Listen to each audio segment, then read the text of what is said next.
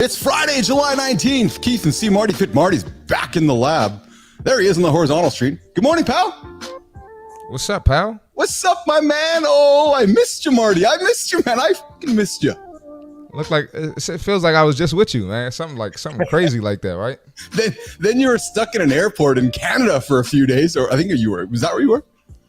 Yeah, I was in Toronto. I was stuck in Toronto. You were stuck in Toronto. C Marty Fit, Keith, Bilous, July 19th. It's a Friday, coming off an awesome week. We got John Anderson joining us here in the lab this morning. We are here to talk about, Marty, creating daily habits. And when Nation gets introduced to John Anderson, they are going to know that this man, Marty, has lived a life of daily habits.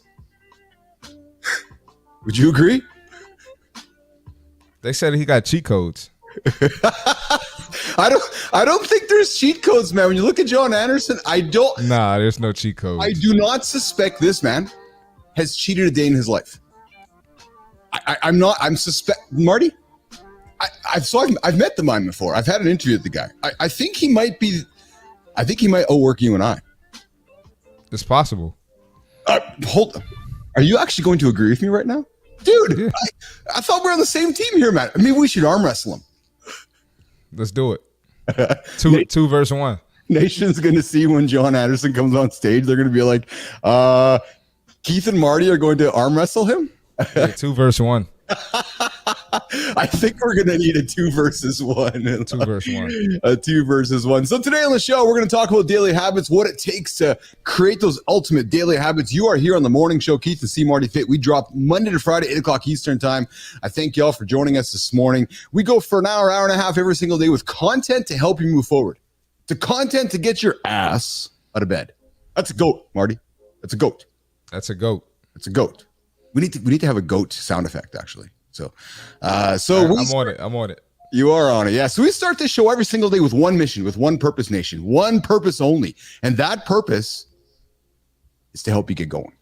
It's to help you not hit snooze. And if you hit snooze, like Keith and Marty did a couple times this week, if you do hit snooze, maybe when you turn over and pick up the old cell phone and turn on YouTube or X or LinkedIn or any of the streaming platforms that we're streaming on, you're going to be woken up by the delightful sounds of Christopher Martin, aka C Marty Fit, and the delightful sounds of Mr. Keith Bilous, with our ambition to help you get your ass out of bed and get them going every single day. We bring you enlightening, positive content around business, leadership, fitness, nutrition, all the great stuff that helped you get going. And most importantly, Nation, I was reminded by my friend Marty, we want you to subscribe. Right, Marty? Give me the vibes, man. Give me the verbs. What are we telling Nation to do? Need you to subscribe, hit the like button, share it with a friend. Oh, there you go. All 3 things. So hey, we've identified Marty's new role in the show. I could do that. Yeah, he's going to tell everybody what to do along the way here. So I could do that. John Anderson coming up in a few moments here in the lab. We are going to talk, like I said, we're going to talk daily habits. We got the accountability check-in coming up on the show here later today. We're going to talk compound movements a little bit later on the day. Listen, the only movements you need to get strong, and I'm going to ask John about this. The only movements don't be doing a little tricep press and a little bit of arm bicep curls. Nah, man, get under the bench. Get under the squat. No, actually, yeah. That's what you want to do. You want to get under the big lifts. Hey, Marty, we had a poll running yesterday, man. Don't say the joke. I saw it in your face. Don't say the joke.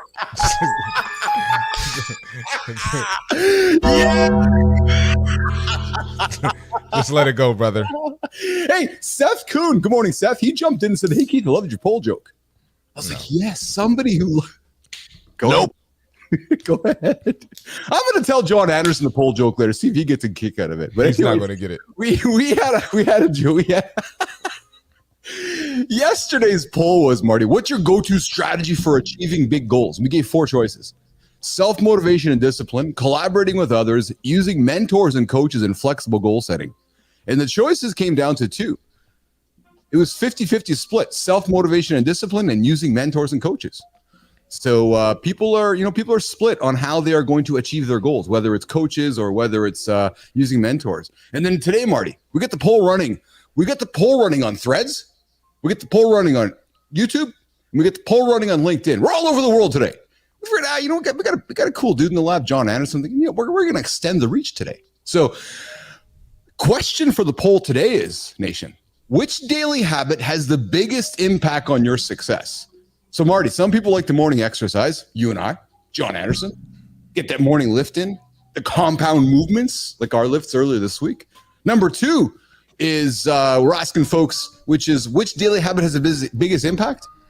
Meditation or gratitude is the other option on the list. And then we go to reading self-help books. And then one that I think is the easiest item on the list to do. Most people think struggle with it, even myself, but it is such a powerful habit to get into to achieve daily success, daily journaling. So whether it's putting a couple words down on a piece of paper or whether it's writing a sentence or a paragraph, but it's dumping your brain out. So daily journaling is another option we're giving folks for create those daily habits. And this is what we're going to talk about with John here today on the show. So you can find those polls on X, on LinkedIn, on Threads, and on YouTube. I invite you all to check them out, to engage in conversation and to bring our dialogue forward here around what are the things that you do to get yourself moving. So Marty, before we bring John in, let's just take a couple moments here. And how was the last 24 hours? I know you and I spent time here in Winnipeg with the OGG, getting stuff going. And you rattled your journey back to Maryland. And how was that journey? You were stuck. You had some Tim Hortons coffee. Give Business Athlete Nation a glimpse into the last 24 hours of Christopher Martin's life. So I was headed back from Winnipeg to DC, had to stop in Toronto. Got there, flight got delayed, then canceled, then rescheduled, then delayed, then canceled. So I had to spend the night in Toronto. Then I got to the airport. Checking my bag was crazy. They sending me all to different parts of the gates and different check-ins, and that was a task. And then I had to fly to Ottawa, which I never even thought I'd go to Ottawa in my life, but I had to fly to Ottawa. Then finally made it home to DC. Made it home to DC. Marty's at home to DC. Happy. What's shaking Enzo? Good morning from the future. Morning, brother. And Enzo, yes, I got your stuff on LinkedIn yesterday. So thank you. I'm going to have a look at it today and this weekend. So I appreciate that. Marty, Enzo sent over his business plan. I got it too. Replica jerseys. Oh, I'm quite intrigued, Enzo. So we're going to have a look at that, and we'll get back to you on that here later this weekend. But Marty, I think it's time. I think it's time we welcome in the man, the myth, the legend. I've always wanted to say that.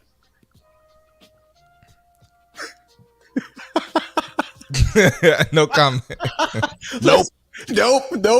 Let's bring in our friend joining us all the way.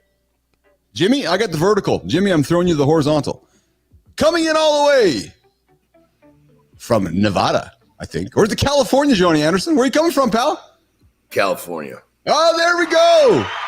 John Anderson, the world's biggest dude, the world's strongest guy, the world's greatest wrestler, and the guy who's got his ass out of bed at 2 o'clock in the morning to join Keith and C Marty Fit this morning, because I think this guy is all about habits. I'm suspecting that this is just normal time for John Anderson to wake up. Yeah, this is well, thank you for the wonderful introduction. Shit, I want to meet that guy. Where is he? I get up early. You know, I find that part of my formula for success is to get up and have I like to have 3 hours before the rest of the world wakes up, because then distractions start coming. No kidding, eh? So you're up at 'em early, and you get those 3 hours in the bank before everybody. Isn't it true though, John? How when everybody gets up, they take your time away from you, eh? Well, it's 100%, and obviously our goal is to make our circle, the people around us, the people that we want to be around us, which we love, which we care about. When we want to give those people our time and attention. And so if that's, as human beings, as when we love people and we want to help people, we want to engage, we want to enrich relationships. That means that when those people wake up, here they come. What are you going to say? No. So basically, and this goes back to kids, when you have kids, when they wake up, what are you going to say? No, go back to bed. I need another hour to do my own shit. No. So I get up. I've always gotten up early. And it's one of those things where once you start doing it, you have a hard time not doing it. Yes. It's I know when I was waiting for you guys to bring me on, talk about habits and all this kind of stuff. Yeah. I mean, habits is like, I can't explain to people in general how important habits are. I mean, I just literally wrote out a post about this last night, like the majority of our daily behavior patterns are subconscious, which means they're habits. So if you can program those habits or those subconscious behavior patterns to be moving you forward rather than moving you back or sitting still. So it's, you take an inventory on your habits. And most people, I suggest just take a piece of paper, split a line down the middle, write out the good ones on one side, the bad ones on the other.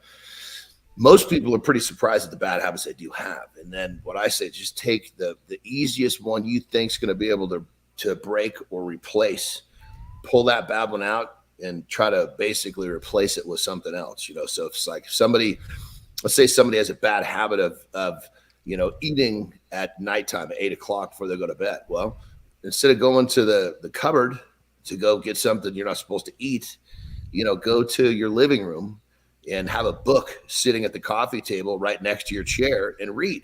All you're doing is just taking one activity and replacing it with the next. When people, that's boring. I can't this, I can't that. Well, of course, if you're using I can't, you're kind of screwed to begin with. But then you got to now you got to kind of imply the idea that if you're going to do something, you have to do it all the way. Like I hate taking out the trash. But if I don't take out the trash all the way, it really sucks. Meaning that, okay, I'm going to every room in the house. I'm emptying out all the little goddamn cans. I'm going to take the trash out to the street. I'm going to do it completely, because then at the end of that, I get that box is checked. My brain actually gives me a little dopamine saying, job well done. You did it completely. Let's go do something else productive. So that guy that says, going to the cupboard really keeps my attention. Going to the living room to read doesn't. Well, no shit, because you walked in there haphazardly, half committed. You got to sit down with that book and you got to say, I'm going to own this reading. I'm going to learn something. And it's obviously helpful if you put something in front of you to read that you're interested in. But it's, in terms of reconstructing habits, it's not as simple saying, I want to do this, I want to do that. Going back to your poll, by the way. Yeah. I would say that people tend to miss how important having mentors are. Like, for example, I got commitment and discipline and motivation down pretty early in my life. What I didn't get down really early was where to put that stuff, where to invest that energy to get the most in return. And that's where a mentor comes in, because a mentor says, look, you're doing these 5 things. And guess what? 4 of them are wasting your time. So stop that shit. Put all your energy into this one thing. Boom, you start making so much progress. Now that motivation that you have get bigger, stronger, faster, you're more committed, and it turns into kind of like a positive vortex. So the most committed person on the planet at some point is going to say, you know what, I've been doing this a long time and I'm not making any progress. I don't give a shit what happens tomorrow. I'm not doing this again. Because any creature wants to have some bit of a return on their investment of energy, time, all the above. Yes. And so that's where the mentor comes in. A lot of times people are kind of even unmotivated when they get to them. It happens to me all the time. People come to me and they're not terribly motivated. Well, my job is to create a simple path to get them out of the gate quick so they get that result. And that's what sparks their motivation. It's very easy for people to want to do more when they're getting results. And then all of a sudden that creates the motivation. Then we got to start basically creating habits around those behaviors. And it just boom, boom, boom, boom. Does that make sense? It's almost like there's kind of 2 variations of people. The people that show up and they've got all the tools in place. They're using their steak knife on the wrong side. You got to flip that steak over. Flip that knife over. Let's get the blade on the meat. You're having a hard time because you got the tool. You're using the tool wrong. There's some people like that, but then there's other people. They don't have the motivation to make the steak. So you got to help them make the steak, get them moving. The progress comes, That motivation attaches to the progress. The habits form around the motivation, and off they go. They're obviously a little bit more. They're a little bit of a bigger undertaking, if you will. Yeah, the guy that shows up and he's got all these things in play. He's just using his tools wrong. I love it. We're talking daily habits. John Anderson, C Marty Fit, Keith Bilous here in the morning. It's 18 minutes after the hour. And there's a point in the show here, Marty and John, where we like to talk about accountability. And it's this point, Jimmy, where I'm going to remove Marty and John from the stage, and I'm going to do boom, boom, boom. Oh, there's that sound effect. And it's when I do this. I do the old Conor McGregor.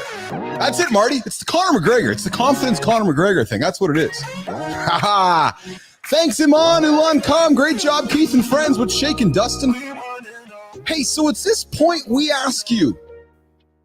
You're getting your day started, making you reflect, look in the mirror, asking if you got some daily habits. You know, your life, you got a choice. Oh, man, you got a choice. Your life can be successful or your life can be mediocre. That's it. Success, mediocrity. What do you choose? Which way you go really is going to be up to you. And the habits, as John Anderson, myself, and C Marty Fit are going to talk about today, those habits are going to shape your days. Good habits create momentum. If you do it repeatedly day after day, trust me, it's going to lead to success. Whether it's a good habit or a bad habit, it's going to lead you in a direction. But a good habit leaves you fulfilled. Bad habits, they hold you back. Bad habits repeated over time lead to mediocrity. Bad habits leading over time lead to sickness, lead to not healthy behaviors. So I'd encourage you to think about that positive habit, because the negative one perhaps leaves you feeling guilty. So nation, as we wrap up today's accountability check-in and bring in John Anderson and C Marty Fit to continue the conversation of daily habits, I'm going to ask you and encourage you and motivate you on a Friday before you head into the weekend to choose those habits wisely. Because you know what, nation? They're going to define. They're going to define you, and they're going to define your future. That's our accountability check-in. Bring it back, Marty. Bring it back, Johnny. We're going to move our dialogue to what's shaking, Mom. What's shaking? We're going to continue our conversation to the main topic with John Anderson and C Marty Fit today is, gentlemen, this conversation of daily habits. But John, before we get into it, take 2 minutes, please. Take 2 minutes to take a second to introduce yourself. I know that you've been on Live in the Lab with me. We sat down for an hour and a half a few months ago, had a wonderful conversation, really enjoyed getting to know you. I know when I planned today's show, I said to Marty, I got the ultimate dude for daily habits, man, because I know you are a guy about daily habits. But John, take a couple minutes to introduce yourself. You've lifted a couple weights in your lifetime. You might have maybe picked up a couple of guys and put them on the wrestling mat a couple times. You may have lifted a couple of trophies over your head a few times. And I'm thinking, Marty, John might have had a couple of eggs or a couple of protein shakes in his lifetime. Well, you're totally correct. Habits is like, that's my jam. So to really literally demonstrate how powerful habits are, look, I'm going to start my introduction by saying I was just a fat little boy. You know, you didn't look at me and think, oh, this guy was on a track for doing something above and beyond the norm. That's not, if anything, I was the guy that was is he going to be able to take care of himself? Anyway, through, learning disabilities and being overweight and low self-esteem, finally, I figured this shit out in terms of working hard in the habits, and I sculpted my day. Literally, our day is like a loop. So I sculpted my day into all of these habits, which just started propelling me forward. And I quickly realized I couldn't guarantee my future, but I could guarantee the habits that were going to predict my future. And off I went, pow. So fast forward, entrepreneur, created and sold my first business, at my mid 20s. Then shortly after that, I became a pro strongman. I did that for 7 years, traveling all of Europe. It was a great time in my life. Ended up having a back surgery, moving from there into Japanese professional wrestling, wrestle a little bit. I wrestle all over the world, to be honest, but I did the most in Japan. And then 42 got released and came home and said, well, I guess I'm going to try my hand at bodybuilding. Became a pro bodybuilder. So I became I'm somewhere in a school of 5 people who've ever turned pro in just 2 contests. And now I'm 52 years old, and my habits are still running strong. As you can see, it's, if you live your life the right way, you separate yourself from the masses. It's just that simple. You don't find, there are very few people in their 50s who still do what I do in terms of the way they live their lives. Let's forget how much weight you lift, forget all that stuff. We're talking about committed to hydration, committed to nutrition, committed to, I guess you'd say the simple, just self-improvement, and when you live this way, it's like, you're just kind of stacking up wins, and those wins become so prevalent. Next thing you know, it's like you've separated yourself so far from the masses. And then really, they always make the joke, when you got here, because everybody and their brother is going to come out and start talking smack. And once they're talking shit, you did something outside the norm, because these poor people that don't understand that they're living in this world of negativity, they don't seek and talk shit about people that are like them. And they're the average, they're the norm. So there you have it. There you have it, John Anderson. Marty Fit, got a question for Johnny. Yeah, I was going to ask you. So, you talk about habits and how important they are. Why do you think? What's the human psychology on why people struggle with building great habits? Why do you think people just have terrible habits and comfortable staying with that for the rest of their lives?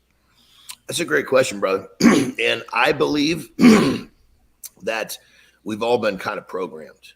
We've been programmed to be ordinary. It goes right from the way that we're taught from the time that we're little. We're supposed to, excuse me, guys, you're supposed to basically go to high school, possibly go to college, get married, get a job, get married, have a kid, buy a house. And that's kind of all that's our lives. And, for that, I don't mean to sound insulting, because if people think that that's their dream, then go for it. But for that very simple, meager life, you don't have to apply yourself much to get it.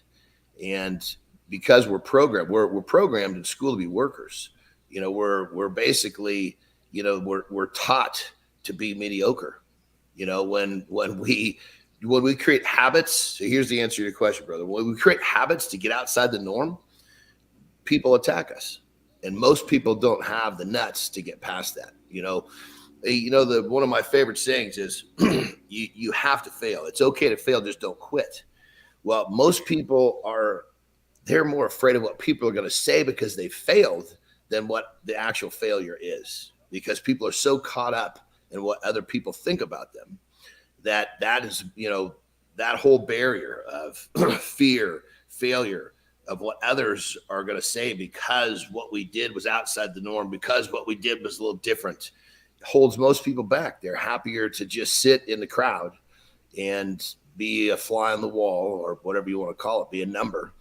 And so creating habits are going to make a difference in your life. That takes, you're going to have to get ready to go against the grain. And a lot of times when you're going against the grain, it's your own circle of people. Mm-hmm. And that's when it gets really difficult. It's like when you all of a sudden have your mother or your father telling you you're nuts, it's hard to get past that, And so the joke I make for myself, I was a little dense when I was young. I was just dumb enough to believe I could do it. And thank God I was, because I had been a little smarter, so to speak, like understood what was going on around a little bit more, and believed those people that told me I couldn't. God damn, I'd be working a job somewhere, man. That's one of my favorite claims to fame. I've never had a job, never collected a paycheck in my whole goddamn life. Wow, you generated the income yourself the whole time. 100%.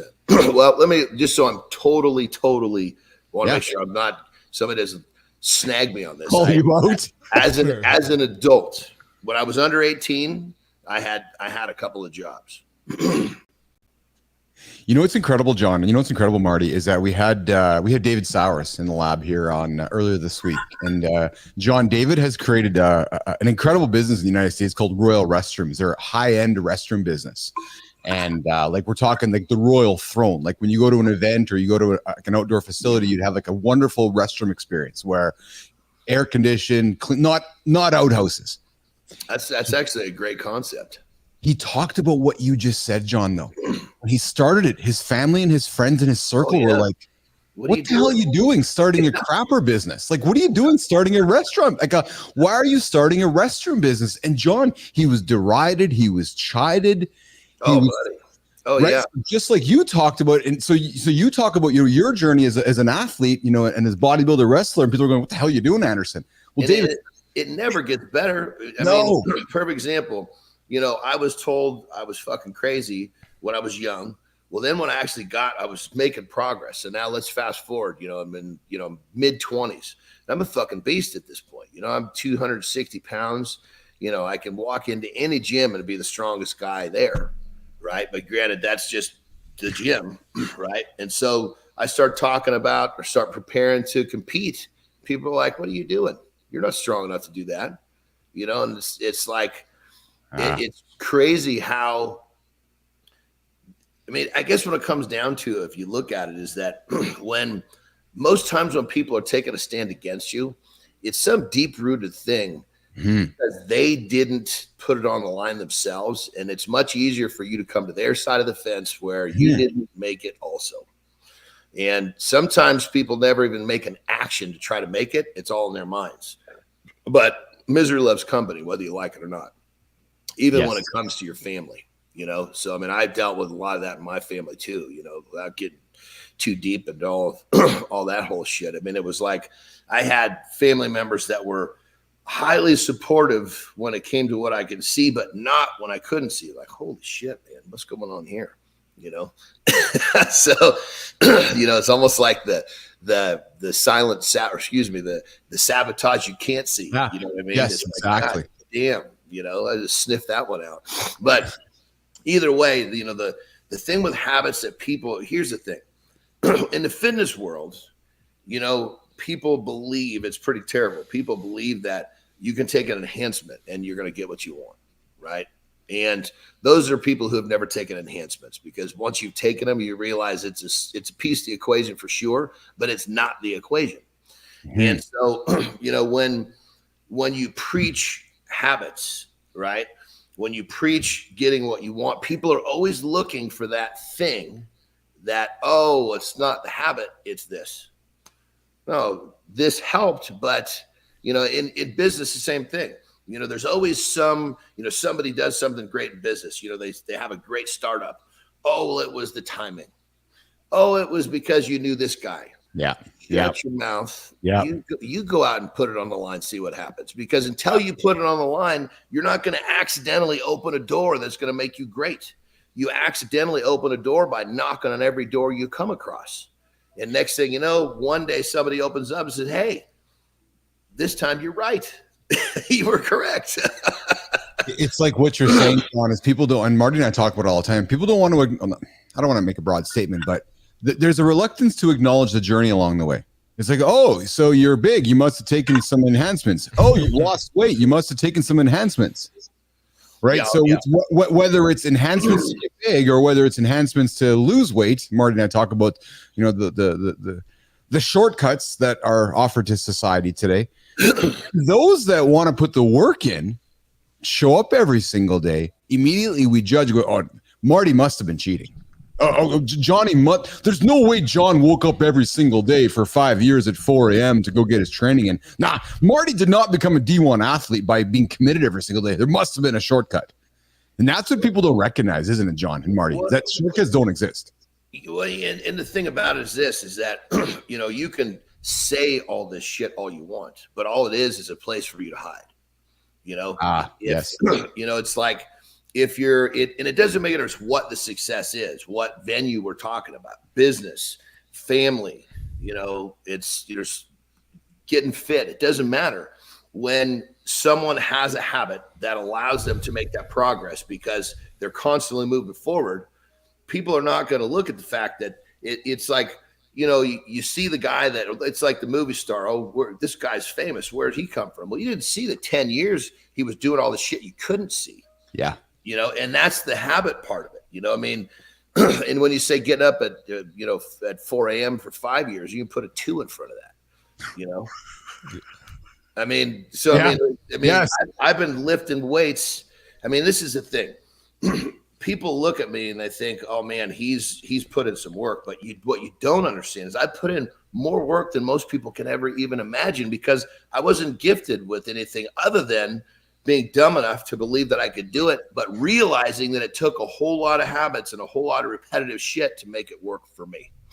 And so I love how vulnerable you share with yourself, John, because you're like, no, I know what I was, and I had to work. Buddy, but that's it. I mean, it was actually kind of confusing, because on the outside, what I really was, people were calling a spade. They were calling the spade. I mean, I was pathetic. It was the truth. I was looking for all the answers in the bottom of the goddamn cookie jar. I was self-sabotaging myself on the outside. But on the inside, I knew that there was something banging around in my head that I couldn't get to stop. And I was like, okay, this thing is telling me to keep doing what I'm doing. Granted, I was committing to look for the answers in the bottom of the cookie jar. I just needed to have the direction to be committed to look for the answers somewhere else. And that goes back to the mentor coming and saying, look, you got the effort here. We just need to take that effort and go over here, and you're going to be just fine.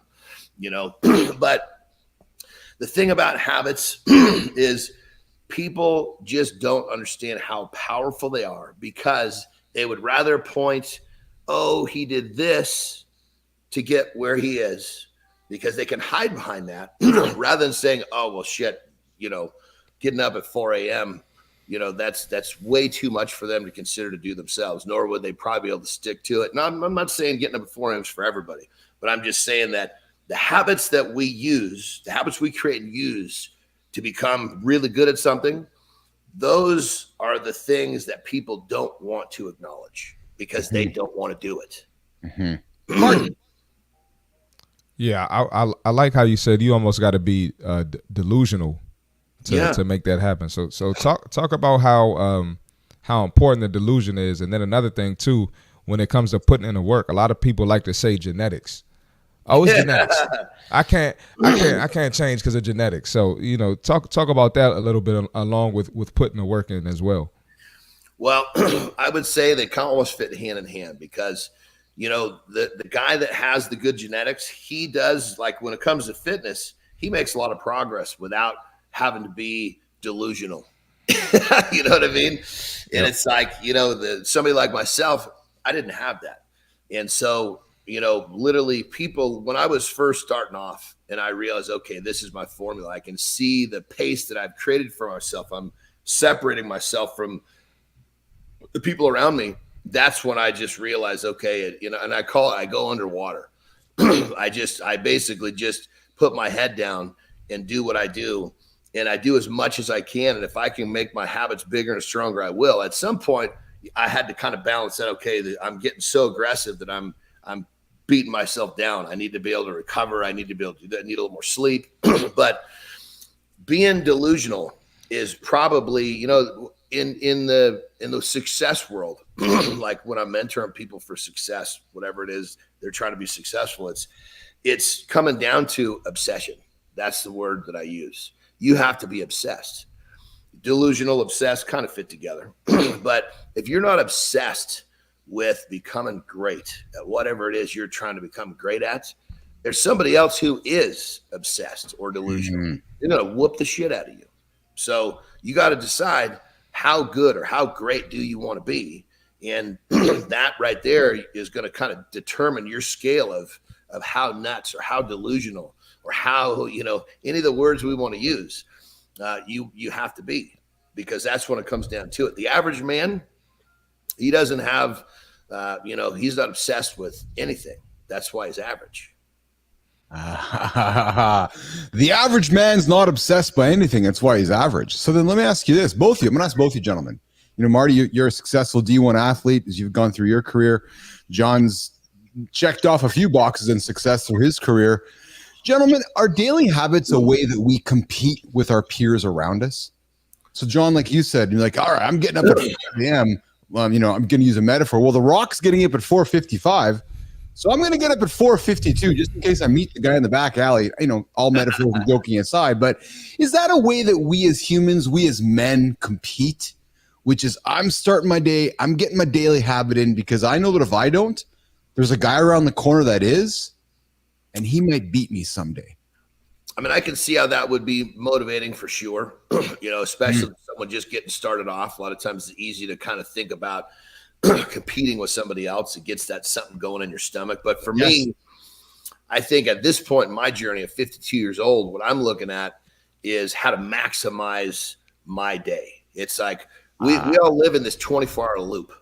And that 24-hour loop, how we maximize these individual loops has everything to do with how good we're going to be or how not good we're going to be for that matter. So I'm always maximizing my loop, meaning if I thought that I could get up earlier and still be productive throughout the day, and I could see if I get up too early, what happens is the time with my wife becomes compromised. And see, it's not just my routine and my rhythm is to make my whole life better. I want to be in great shape. I want to be healthy. I want to have good relationships. I want to continue as an entrepreneur. I want to be able to, I'm always starting new ideas of businesses and things of this nature. And so my routine has to support my habits, better way to put it. Routine, kind of the same thing, has to support it all. If it's just supporting me getting in shape, but it's leaving my relationships lacking, I'm not doing my job. Well said. It does make sense because I think, some of us, and I will admit that I am perhaps, John and Marty, sometimes guilty of this, where I get so focused on one part of my routine that maybe other parts falter. Right. Yeah. And I will, again, my role here in this job I play as a morning host is to be vulnerable and be relatable to the audience and invite people in. And I can say, John, Marty, sometimes I struggle with that, which is okay. Oh, wait a minute. This is faltering over here. But John, what you're saying is you start your morning with your routine, your habits, recognizing that each piece is part of the bigger puzzle. Yeah. Yeah. And then all you've got to do is don't think of a day. Think of a 24-hour loop, right? And we're going to be roughly awake for 16 of those 24 hours. And how many of these subconscious behavior patterns do we have kind of sewn into this loop? Because these things happen automatically. We don't really think about our subconscious behavior patterns or habits. They happen by themselves. So how you structure this according into your loop, your day, and that structure is going to carry you in a certain direction. So as a perfect example, if I'm for whatever reason, let's just say that midday, I'm realizing that I'm a little low on energy. I'm, whatever, who knows? Maybe I worked out a little, maybe I'm getting a little overtrained. Maybe I didn't sleep well. I still get up and do my shit no matter what. But I realize, okay, 5 o'clock, 5:30, when it's time for my wife and I to engage, if I don't feel like I'm mentally there, I'll take a 30-minute nap because that's part of my duty to make sure that I carry out, my day. And the fact that my goal is to get better in all areas of my life every day. And if I know that I'm going to be lacking going into the last section of my day, which is the relationship with my wife, I'll do something to make sure that I can elevate myself so I can do a better job and I can develop that part of my life also. Oh man, I love that, John. I love that commitment to that because we don't talk about that enough. And I think Marty, we got to invite him back to have a conversation just around this. Because John, as Marty and I were talking about it yesterday, humans tend to judge a book by its cover. We'll leave that aside. But just what you're talking about right now around, you got your day, you got your 24-hour period, but at 5 o'clock, you're like, no, it's wife time. It's John and wife time. And that is a foundational piece to life and to society and to how we bring everything together. So, I think we got to come back for a second part of that conversation. But Marty, I asked you the same question I asked John around competing. And I'm curious to, Marty, your demo, you're in your 30s, young man, moving your way through life and society. Is Is that morning habit for you and for your peers? Is that a way, do you think, is a way for competition? I'm, okay, I'm getting up because I want to be better than my peer group. Like, is that for you, that motivation, Marty? I think you got to do what works for you. Yeah, I know for me, a lot of times in sports, I would when I was an athlete. Well, I'm still an athlete, but you know what I mean. But yeah, I would use that. Like how many shots is he getting up? Oh, let me get up more shots. I even saw the other day there was a father of an NFL wide receiver. They found out one of the kids he was playing against when he was growing up caught 200 passes after every practice and game. So they did 202. Yeah. So I feel like that works sometimes, but as I've gotten older and I've gotten to a certain point where it's like, all right, I know I outwork most men. So now I'm trying to compete with myself, kind of like John just said. So I know if I keep getting better and I keep showing up and outdoing myself, I know that I'm going to end up where I want to be. Yeah. Mm-hmm. So John, here's a question for you. Talk to Marty. So you and I, John, are the same age. Let's talk to Marty. You're like, oh man, if I was 30 again, John Anderson, what are you telling yourself? What are you telling Marty? What are you telling Marty as your peer? Like, not as a talking down thing, but a peer going, oh man, dude, if I was in your shoes again, I would redo this, or I would do this to set myself up even better when I'm going to be 52. So John, play the rewind game with me. Rewind yourself 20 years. Yeah. So if I could go back and talk to myself, I mean, the piece of advice I give myself would be almost the same, all the way down to I was, when I was just a kid. Yeah. It's very simple, is that I needed to learn to harness my fear and utilize failure to my advantage. And I need to learn to use it faster. Because most people, a lot like my early part of my success, it was what was driving me was I was scared to death. I was scared to death of failing, which is a great motivator. But at the same time, once I started to realize that I needed to pursue failure rather than run away from it, that I was like, holy shit, because I'm not wasting so much energy running from something that I needed to be running to. Once you run to it, I mean, granted, those failures are going to get you whether you like it or not. The question is, are you going to take them like a man, or are you going to run from them like a little bitch? Well, I ran from them like a little bitch. And of course, they'd always catch me, and there's a lot of wasted energy. And then when I started to say, okay, I'm not running, I'm going to face up and I'm going to do it. And if for some reason, as I tried to fail, I didn't, the gains were astronomical. But if I did fail when I was chasing failure, I knew that there was going to be a lesson. There was going to be another step forward. And so my piece of advice to myself or anybody would be, you need to learn to pursue failure. Fear is a great motivator. You need to understand these two and use them to your advantage. Oh man, Marty, I got goosebumps when John said that, because you know how Marty, how much I love running. So John, I've as I've aged in life and we're peers, I've decided to try running, and I hate it. I absolutely hate it. Do you know why I do it though? Because of what you just said. Because you're chasing something. I mean, when you're in the pursuit of failure, the return on your investment of energy is massive. Versus when you're running from failure, you're running to what's easy. You could do it perfectly and make just a bitty little gain, versus you run towards failure.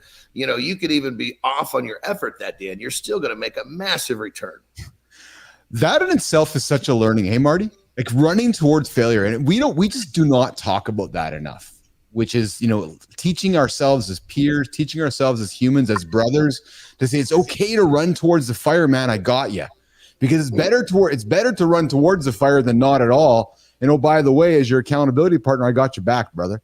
Right. So it's just encouraging us to do that. Right. So Marty, Johnny, as we're working towards wrapping up this main topic here today, because I know, John, you got to rock and roll here within the next 10 minutes. I want to jump into, Chris, John, the downside of habits. Some would say that the over-reliance on a routine, the rigidity of habits, the inflexibility of habits will prevent you from moving forward. Let's talk about the complete contrarian side of you, John and Marty, around habits and habit forming, and why for some it might be the worst decision. Well, I got that one, brother, because when it comes down to it, my whole life is a rhythm. And my whole life is I spend I've spent my whole life working on my habits. And what happens with me is I can get them so dialed in. And as I said, I'm underwater. I'm going because I'm in that good spot. What happens is that my rigidity turns into be my own prison, meaning that, sometimes you need to have that routine get shaken up a little bit because it actually helps you adjust and find better ways to do it versus when you're in a routine. And there's nothing wrong with getting in a routine. I'm talking, keep in mind, I've gotten into tight routines and run them for months, and I can't tell you how much progress I've made. But at a certain point, there's all of a sudden you realize, man, this is actually the rigidity of this is holding me back. Perfect example. If I was not breaking or altering my routine to take that little nap so I could be in a good mental, emotional state for my wife, that's a perfect example. If I wasn't doing that, that would be allowing my routine to hold me back. Yeah, so, absolutely. Habits. But here's the thing. I believe there are very few people, and Marty, I'll be curious to see what you think about this. There are very few people that have the nuts to put together enough habits that this can happen. No, absolutely. And I mentioned earlier, so I played basketball coming up, and I was a shooter, right? And shooting is about rhythm. That's what you just mentioned. Yeah. And a lot of times you could get out of your rhythm. You might not get any touches. You might sit on the bench too long, and your mental has to be right for you to find that rhythm again. So I use that same mentality with my routine. And life happens. Sometimes you're gonna get out of the routine, but you just gotta have that strong mentality to bring that rhythm back, or you gotta have something that you do, like take that 30-minute nap, so you can be there for your wife and be the right energy for your wife. And I find it now, like now that I'm a personal trainer right now, and people come in with the shittiest attitude. Excuse my language, Keith, but they come in with the worst attitudes. They don't have a routine. They just let life do whatever, or they get thrown. If they do have a routine, they let life throw them off. So, no, definitely, we're on the same page with that.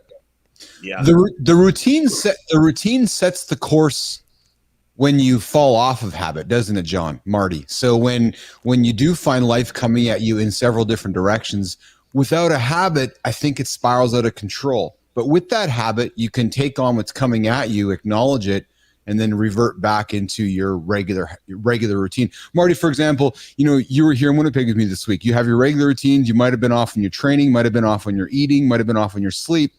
But when you got back to Maryland into your normal routine, you just slide back into that again, is it? And that's because you've been conditioned that way. And John, I'm thinking the same thing with you, right? Like, I know you live a very consistent, deliberate life, but there are days that maybe you're on vacation or hanging out with family that maybe you stretch the box a little bit. And I'm going to suspect that you're comfortable with that because inherently that, when it's time to go back to my daily routine and habit, you just fall back into that naturally. Isn't that the case, John? Yes, but very true. But here's the thing. I go a little step further with that. Okay. Is that I like to be, I guess you'd say focused and rigid, which can create those prison walls for me. Right? Yes. So because I do travel, I move around. So when I do travel, I basically realize that stretch of the routine, as you mentioned, is needed. And so when I'm the guy that is, when I have the opportunity to be rigid, I'm going to be rigid because I know life is going to create that time where the rigid is going to go away. And that's just part of the way it works. So I don't look at like, I've got the mental space to let it go loose, which I do. I look at it as the fact that that's an opportunity. It's almost like, call it like active recovery. Oh, yeah. You're still doing your stuff, like when I'm at a hotel, my early morning workout many times consists of walking up a stairwell because I don't have what I need to do what I want to do. Yes. But yes, you start off you take the elevator to the ground, you get 18 floors up, man, and you are breathing through a straw. That's a difficult. Now, is it different? Yes. Did it shock me like my training does? Yes. So I got the job done in a very different way, but it still got the job done. So that flexibility or that stretch, as you call it, is welcomed because I know it's coming. And I basically, realize that's part of the equation. So then when I come back to my routine, actually I feel refreshed. Getting back into that rigidity feels good. That's powerful. Go ahead, Marty. I was going to add too, like, do you kind of feel like you got to get back to your routine like ASAP? Because I know when I just left Canada and I got back, I went back and trained my clients this morning. My clients thought I was going to take the whole week off, but I'm like, no, I got to get back in my routine. I go train, I do my morning show, I eat breakfast after, I go work out. I got to get back in my routine. So when you get thrown off, do you feel like you absolutely have to get back? Well, it's I like what you're saying. And first off, I love the fact that your clients, the normal people, just thought, oh, you're going to take the week off. That's the way they think. Yeah. Like, come on, what are we doing here? But see, here's the thing. If it's done right, you don't feel like you have to do anything. You want to do it. And the difference between most people is they've set up, in this whole morning routine thing, it's a little bit overblown. People are up doing a bunch of weird shit that's really not helping to move the needle forward. Just getting up early. You're talking cold tubs, John? Are you a cold tub guy? You name it. I mean, I'd use that therapy, but it's not like some rigid part of my deal. It's like there's so many tools that I can use based upon when I need them. I mean, if I'm not fucking cutting down a big tree, excuse my language, I'm not going to start a chainsaw. I'll leave the chainsaw in the shed. So it's like, what tools do you need? Like I'm gonna do some cold plunge therapy when maybe I'm having a harder time waking up. Maybe I need it for recovery in my training. There's a reason for all of these tools. You're not just running around, with a chainsaw running full bore because you're supposed to start the chainsaw every day. What are you starting it for? But that being said, if people would tend to understand that when you do this stuff properly, it's a want. And when you want to do something, you do it differently than when you need to do something. And I think that's the premise, the way that going back to we're taught to be normal, we're taught to be average. Most people, they plan a retirement, which means they're planning to get away from something that they're going to do for 40 years. Well, excuse my language. I almost said it again. Sorry, brother. Is that how about plan a way of life that you don't want to escape? You're going to plan something. Well, what are we planning here? You're planning, okay, like my middle daughter's boyfriend, great dude, just graduated San Diego State. It's kind of unhatching his plan to me. And I'm like, hey, Jim, this sounds great. I said, but I just want to ask you to think about one thing. Do you realize that this whole plan of you retiring at a certain age is to get you away from the thing that you're getting ready to commit to doing for 40 years? I said, but maybe before you start that thing, you should decide, is that something that you want to do? Because if you want to do it, you never stop doing it. You never have a lack of income. You never have to retire. And this is why you get these people like, you see these, look at Mick Jagger. This dude is in his 80s and he is running down the like, what do you call that runway where they're because he loves what he does. Yes. Doing the goose pimples, because when you want to do something, you're going to do it, and you have a purpose. And when you have a purpose, it makes everything that much bigger, better, stronger, all the above. So for those of you that are trying to create habits and routines, really look at, don't just do shit. Do shit that matter. Do things that attach to your purpose so that you want to do it, because you realize when you do this, it gives you something that you want, or it gives you a feeling you want, and it makes you want to repeat that process. Because any creature on the planet, if you put in X amount of effort here and you get back X plus with something you're highly interested in, you will repeat that process over and over and over. Yes. Yeah. Because you want to. Exactly. We're talking John Anderson, Keith Bilous, C Marty Fit here, coming up to the top of the hour. And as you know, nation, we're about manners here in the lab. We're about being polite. We're about being graceful and respectful. And we know John's got a routine to get into. So, John, I want to be respectful of your time. I'm going to give you a time check. Marty and Keith are hanging around here. So if you want to stick around, you're more than welcome to. But I know you got to rock and roll. So wrapping up our conversation, John Anderson, I believe you have to rock and roll. So as we're wrapping it up, what are some final words, John, you want to throw on the table around daily habits? How can people find you? Man, you have just dropped nugget after nugget after nugget this morning. I'm really intrigued by what you just said around this. People, Marty, they get up going, okay, I'm digging in to get in this career for the next 40 years so I can get out of it. I never thought about it that way, John, but you're right, eh? There's a lot of people like, yeah, okay, I'm 25. I'm going to start this job for the next 40 just so I can get out of it. Wait a minute. Then why the hell are you choosing that then? Yeah, when you put it like that, it sounds kind of crazy. I never thought about it. But we're programmed this way. It's normal. This is what people do because it's the way that we're raised into it. And so it's funny, John, because when you say that, it actually gives me some energy, Marty. People, Bilous, why are you going so hard again at 50, 52 to go build your business again? Because I love it. I'm Mick Jagger. I'm running on stage. Yeah, like, Keith, what are you doing today? I'm going to go lift some weight. Why? Because I love it. Mm-hmm. That's what. I love doing this every single. Am I tired? Sure, some days, but I love this. Right? So do what you love, nation. John Anderson, where can people find you, man? How can they get a hold of you? How can they drink your Kool-Aid? How can folks find you, pal? The easiest way is going to be my Instagram. We have a lot of social media platforms, but I do make sure that every day I go in there and I love to connect with people. I love to inspire, love to motivate. And so if you send me a message in there, I will get back to you. That's the platform I am in every day. And that is, as you can see in my handle here on the screen, at the John Anderson. But my name is a little screwy. First name, Jon, and Anderson is Andersen. So you got to remember, it's not just the normal spelling of my name. Hey, Marty. Just followed you, brother. Oh, right on.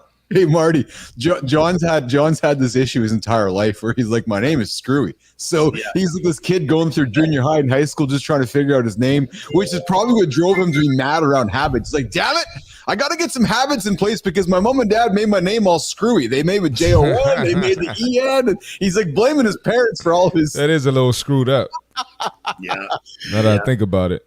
John, you're awesome, man. Did you have as much fun here today as we had with you? I thought you were a fantastic guest. Great conversation today, pal. Will you come back again and join us? Absolutely, brother. Yeah, this went by really fast. It's always when when you're doing a show and you chew up the time frame real quick, it was a good one.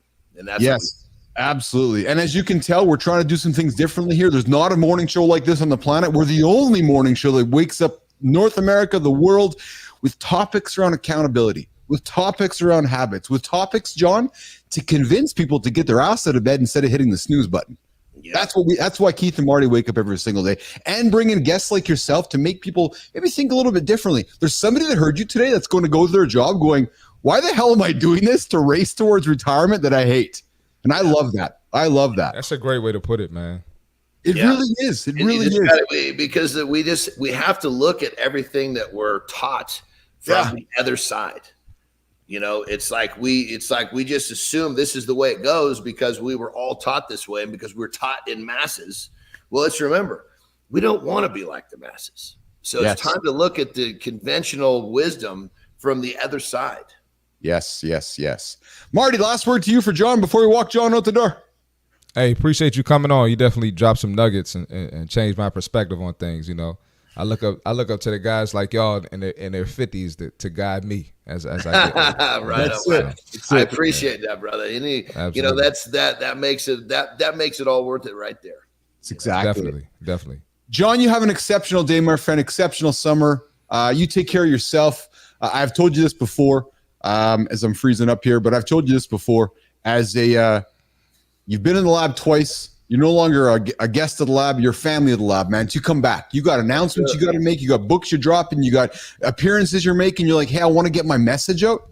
Come knock on my door. Come knock on Marty's door. Hey, I want to bring my coffee cup to the lab and hang out with you guys for a while. Dude, you're welcome here anytime, okay? I mean that very sincerely. Thank you, guys. I appreciate it. Awesome. And tell your friends about the show. Tell them to tune in. And what do I got to tell them, Marty? What do I got to tell them? What is it again? Hit the like button, subscribe, share with a friend. And Johnny, go subscribe to our show, pal. You got it. Thank you, guys. John Anderson, have a great day, my friend. Man. Jimmy, I got the vertical. I'm taking him off the vertical. We're gonna keep the conversation going with Keith and C Marty Fit. Marty, that was an awesome chat, man. Dude, the guy just dropped nugget after nugget after nugget. Yeah, he's a pro.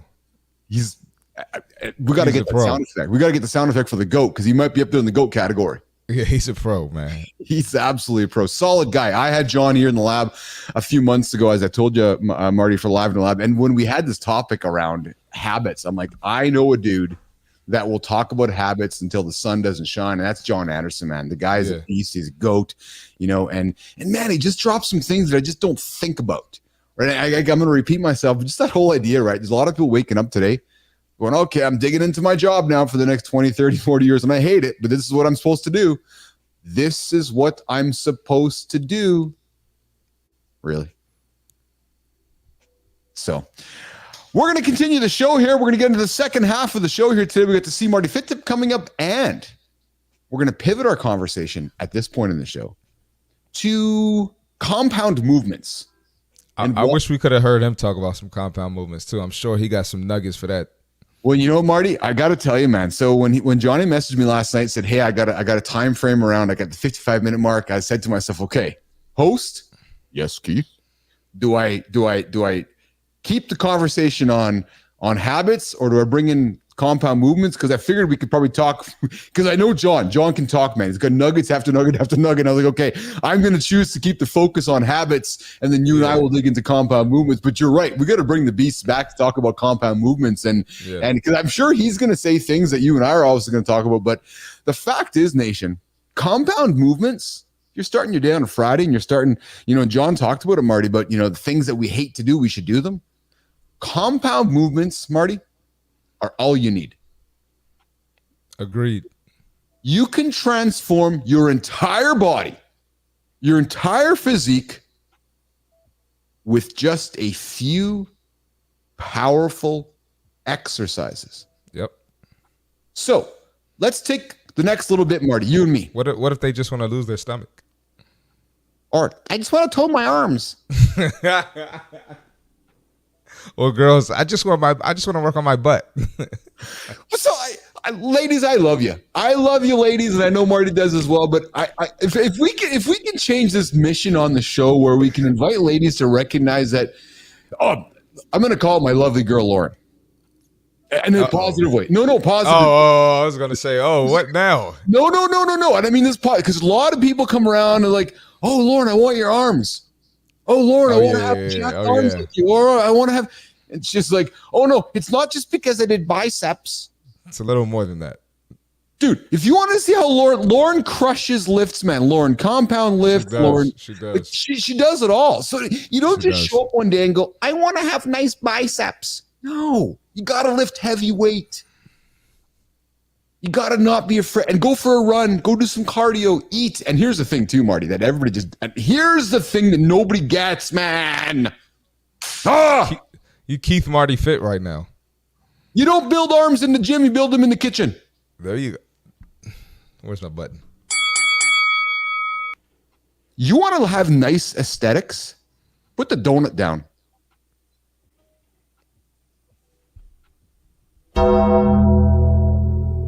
You want to have great shoulders and great arms like Lauren? Yeah.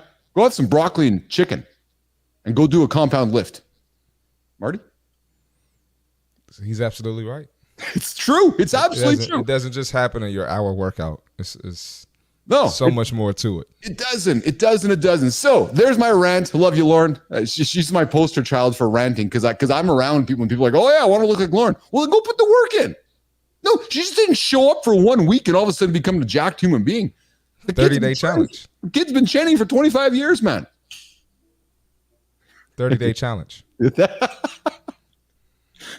Hey, baby, I love you. Just calling you out, my poster child. So the power of compound movements, Marty. When you and I trained this week, dude, so it's funny, Carter was here yesterday. He's like, hey, how did you enjoy training with Marty? I said, I loved it, man. I loved it. We did some great big moves. So we're going to talk about why compound movements are effective, Marty.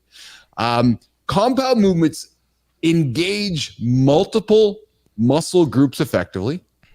They mimic the natural movements, enhancing functional growth, and they allow for heavier weights leading to greater strength gains. Let's talk about some examples, Marty. First compound movement comes to mind for you is what? Squat. Yeah. Squat. Lower body, works every muscle in the leg. burns a ton of calories. It's the ultimate, I think, Marty, the squat is the ultimate metaphor for life. Those that have heard me say this before, know what I'm going to say next. But Christopher Martin, C Marty Fit, you get under the squat rack with, I don't care whether it's the 45-pound bar on your shoulders. Squats this week too. We did. Whether it's the 40 squats. Yeah. So you get under the squat rack, pal, whether it's the 45-pound bar, whether it's 135, 225, 315, whatever you're squatting. But to put that weight on your shoulders and then to go down, dude, you got one of two choices. You can either bail or you can stand up. Exactly. And that weight doesn't care what gender you are. The weight doesn't care how old you are. The weight doesn't care what skin color you are. The weight's like, no, I'm 220 pounds, Marty. Are you going to get up or are you going to bail? No. Bilous, the weight's 315. You got one of two choices, man. You can either grind it or pull it through. Yep. That's the power of a compound lift. And Marty, the power of the compound lift, I think, is even just a metaphor for life too, right? Yeah. It hits you in all sides. So second example of a compound lift, my friend, would be what for you? Second favorite one? Probably, man, shoulder press.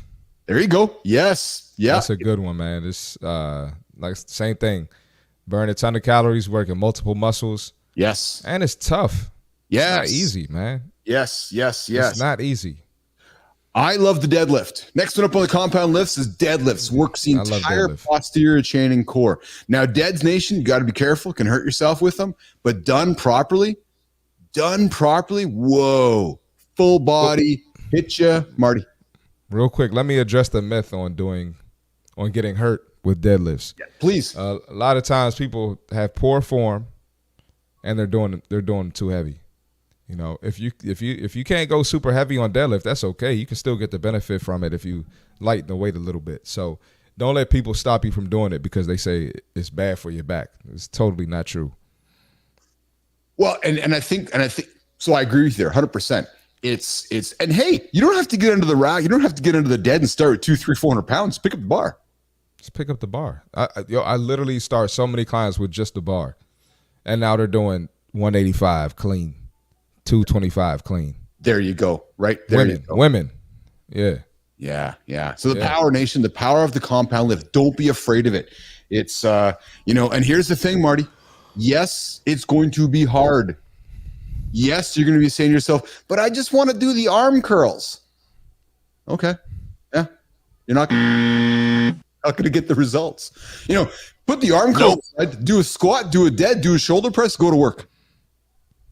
You get a full workout with just those three. And eat clean throughout the day. Go to work. There you go. Done. You can get a full workout with those three. Great workout.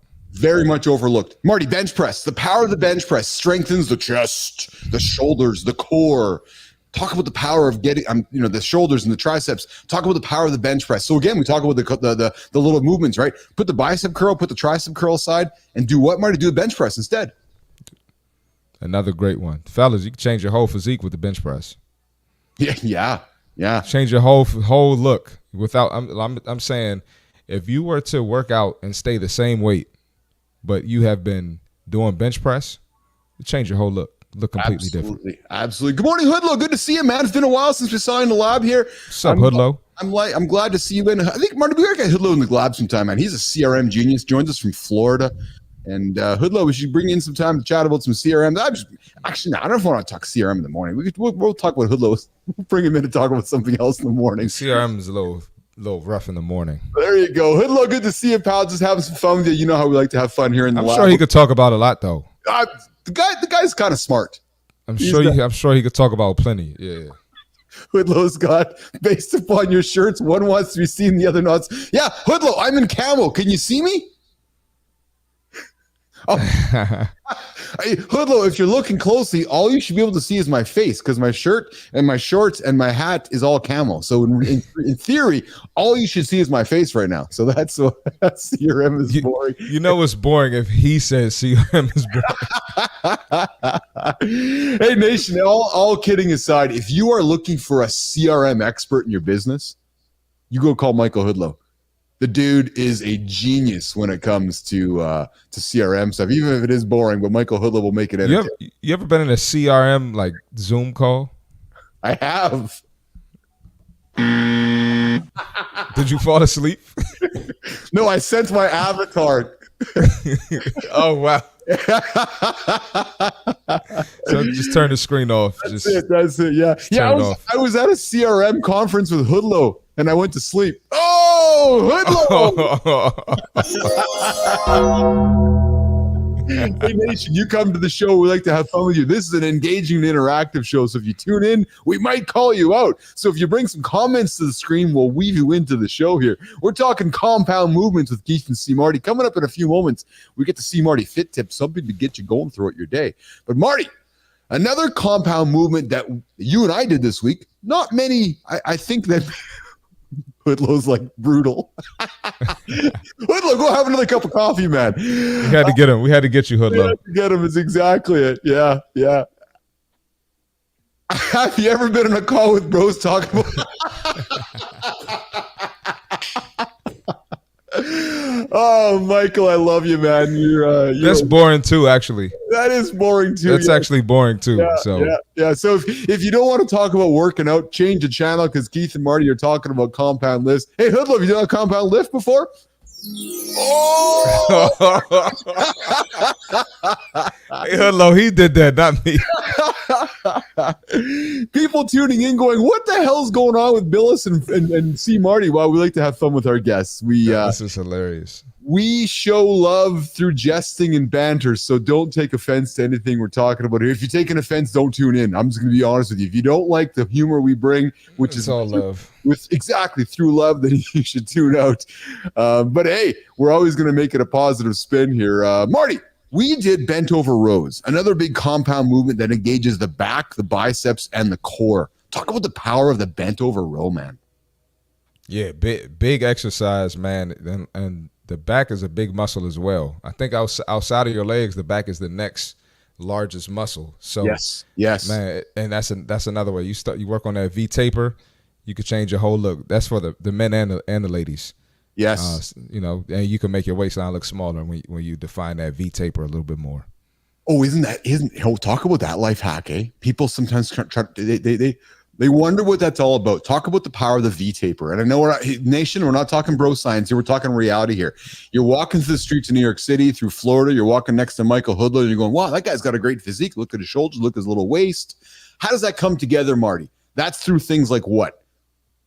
Any pulling movement. So the row is a pulling movement. So you got rows, pull-ups, seated cable row, pull downs.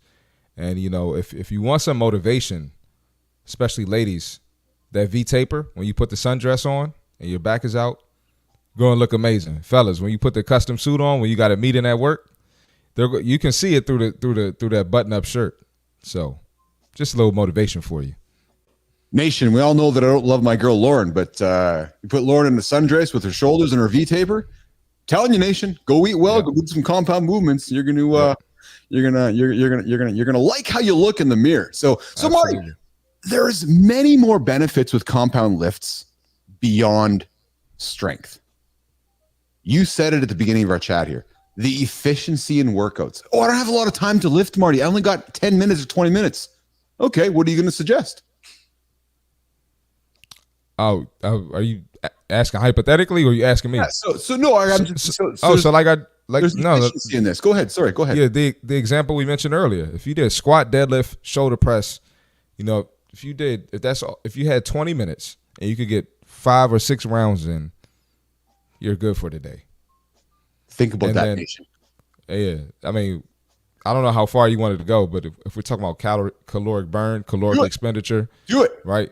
Yeah, we're talking about caloric expenditure, right? Rest and metabolic rate. It's going to help increase your rest and metabolic rate. You're going to burn calories throughout the rest of the day. So that's another benefit of compound lifts. It's true. So not only the efficiency in workouts, you don't got to spend your, and I think I think I can speak on behalf of Marty and even John.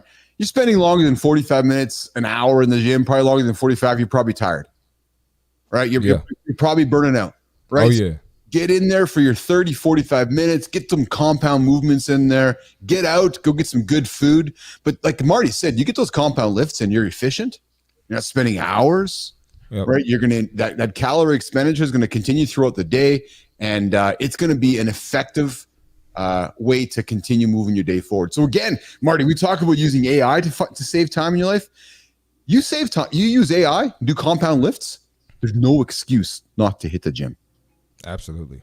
Not to hit the gym at all. So, Marty, people come to you as a trainer and there's concerns around some of the compound movements.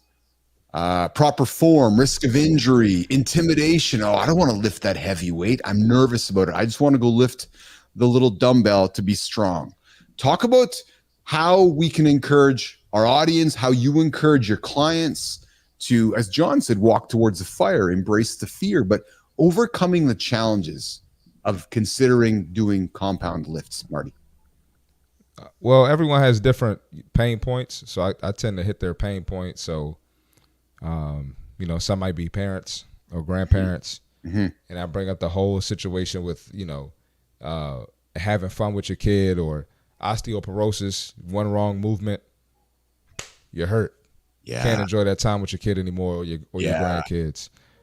Some people is, if you're a business guy, hey, are your clients going to take you serious if you don't look a certain way? Same with the ladies. Or, if you're I got clients in nightlife, you're a DJ, party promoter, people going to take you serious. Like, if you look good, you look confident, you walk confident, you got some muscles, you got some veins popping out. People going, hey, let me try your club. Let me go watch you DJ, So I just try to hit that pain point, and it can apply to anybody. It's going to benefit you no matter what industry you're in some way, somehow. Absolutely. Absolutely. So nation, as we wrap up our conversation on compound movements, and I'm going to tell you, we're talking about it today because we created some content a couple weeks ago that you guys liked. You're like, hey, we want to talk more about compound movements. So I said to Marty, hey, let's double down on this. Let's talk more about, enlightening our audience, talk more about compound stuff. So let's talk about some of the conclusion and takeaways, Marty. Compound movements, Business Athlete Nation, essential for building the overall strength. I know to some of you this might sound basic, but to many it's not. To many, you walk towards the easy stuff. To many, you walk towards picking up the 25-pound bicep curl. That's fine. What we are trying to encourage you to consider is walk towards the squat rack, walk towards the pull-up bar, walk towards the bent over row, walk towards the deadlift. Do some of the things that John Anderson talked about that might scare you, but are ultimately going to make you stronger mentally, make you stronger physically. It's going to be efficient. It's going to help you burn calories. I've already talked about functional fitness. You want to go tobogganing with your grandchildren when you're 75 or 80, or going for a trek or a hike. Doing these movements we're talking about right now is going to help you. No ifs, ands, or buts about it. Yep. It's not rocket science. And I know it's scary. I know we don't like to do things. I know there's things we don't like to do. We're like, I don't want to do that. Well, this show here is about encouraging you to consider doing that. Right? Focus on the proper form and gradual progression. Like Marty said, if you're concerned about doing a deadlift and you're working with Marty, he's not walking you up and say, okay, you got to go 200 pounds. Just do the bar. Just do the bar. Just do the bar and do it properly. Make yourself feel good about it. Right? So Lation, I'm going to give this to you. Embrace compound movements to transform your fitness journey. Start with proper form, progress gradually, and watch as you gain strength. And Marty, watch as you gain confidence. Yep. And as Marty's talked about so many times in business, I can guarantee you, Business Athlete Nation, females or males, you get strong, you get stronger and start feeling stronger, the feeling of stronger, Marty. You're going to walk into a conference room or into a meeting with your suit or your outfit on. Immediately, your shoulders are going to go back. Your chest is going to come out. The words you're going to articulate more confidently. It all starts under the squat rack, the bench press, or the deadlift. As Marty's yawning through my boring diatribe. Nah, it wasn't that. I'm kidding, man. I'm kidding. I know you've been traveling here. So there's our wrap up with compound lifts and compound movements, Nation. As we rock and roll into the weekend here, I really want to encourage you. And listen, if you need help, if you have questions, you have two people here on the show, one specifically that can help you. Do not be reluctant. Do not hesitate to reach out and ask. We provide this show. It's free. Every single day, it's an accountability show. Get up and get started with us. But hey, listen. Exactly. You're like, hey, I need some help. Go call on Chris. Go call on Marty. C Marty Fit will help you. He'll help you do that. And you know, and Hudlo calls us up as well. And I agree with you, Michael, more than anything. The confidence boost is the biggest benefit. So whether you're 30, 40, 50, 60, 25, like Michael Hudlo, 70, the confidence, Marty, Hudlo's 25, been teaching CRM for 50 years. The guy's like the future, man. He's a CRM expert, been teaching it for 50 years. This guy's 25 years old. He's going to get you back. You know that, right? Well, I know he is. But the confidence you get when you're lifting, Nation, is really the most important thing. And I know it's hard to describe until you have it, but that is what I would want to encourage you to consider when you're walking into the gym and considering those compound movements. And like I said, if you need help, Marty's not going to judge you. We're open for everybody. Come on, knock on Marty's door and say, hey, you know what, Marty, I heard you talking about compound lifts. Can you help me with that? I guarantee he's going to help you out. So absolutely. There's said, holy crap.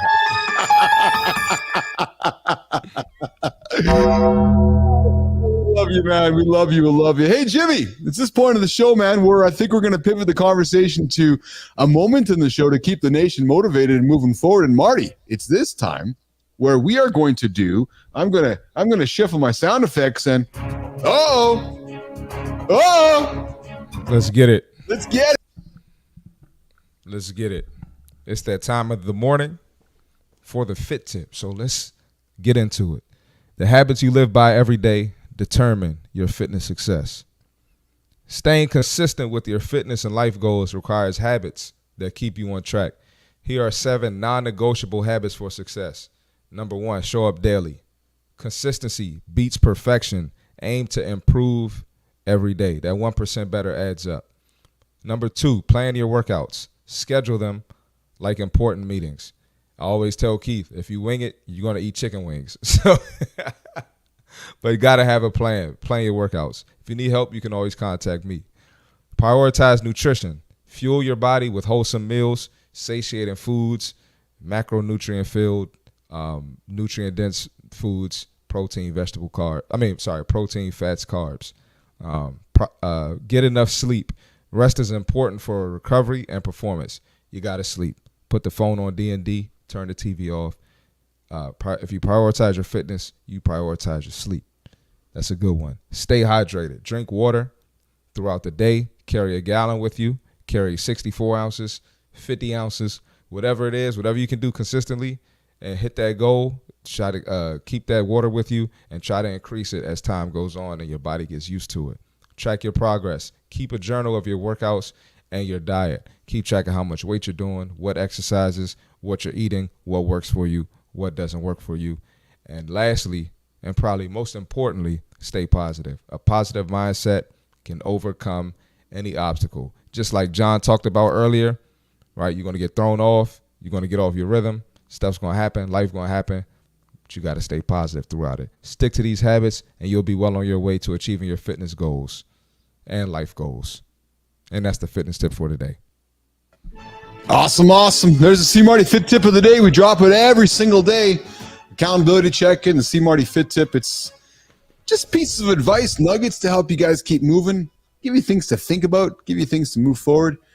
And Marty, looks like Hudlo is adding my name to email subscription lists right now. So I'll be having to monitor my inbox for a bunch of emails coming from people that's actually a good one. I never thought about that. Hudlo's out of here, but what's shaking, Michael? I love the fact that you jump in and join the show. I appreciate you as a viewer of the show here. That's super funny, man. I never thought about that's a good one to get back. Just the old I'm gonna add you to the email subscription. That's hilarious.